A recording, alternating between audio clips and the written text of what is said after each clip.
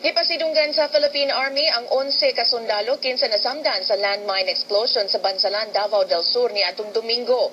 Gibisita sa commanding officer sa 10th Infantry Division nga si Major General Ariel Bernardo ang mga nasamdang sundalo sulod sa Camp Panacan Station Hospital. Giatagan ni Bernardo og Wounded Personnel Medal ang mga sundalo. Lakip sa istoryahan sa general ug sa mga nasamdang sundalo ang malampusong nilang pagkuha sa kampo sa New People's Army Front 51 sa Barangay Managa. Ang mga nasamdang sundalo sakop sa 39th Infantry Battalion. Bisa na dunay nasamdan sa encounter na ilog sa mga sakop sa 39th IB ang kampo sa mga rebelde nga giisip nga First Defense Perimeter sa NPA. Gituuhang adunay 4 ka rebelde nga napatay ug adunay nasamdan atol sa encounter.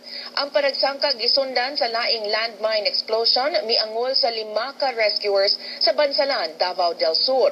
Gihimo sab ni atong Miyerkules ang indignation rally sa Digos City pinanguluhan sa provincial government sa Davao del Sur alang sa pagkundina sa landmine explosion.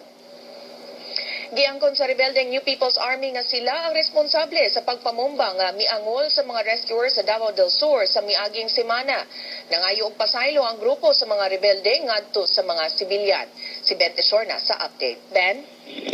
Benjo, giangkon na sa rebeldeng grupo ang pagpamomba sa mga sibilyan sa miaging semana.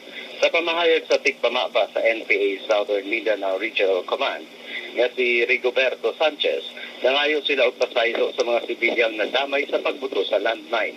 Wala hinunturuha sa NPA ang pag-angkon sa ilang paggamit og landmine, diha sa ilang pamahayag nga ipadala ngadto sa media.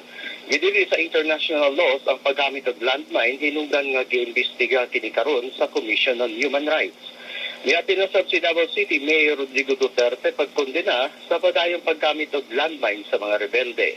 Nihimo sa miaging adlaw og indignation rally ang Davao del Sur Provincial Government pagkondena sa pagpabomba nga misangpot sa pagkaangol sa 5 kasakop sa PDRRMC kinsa sakay sa ambulansya. Mencho? Daghang salamat, Ben Tesorna, reporting gikan Davao City.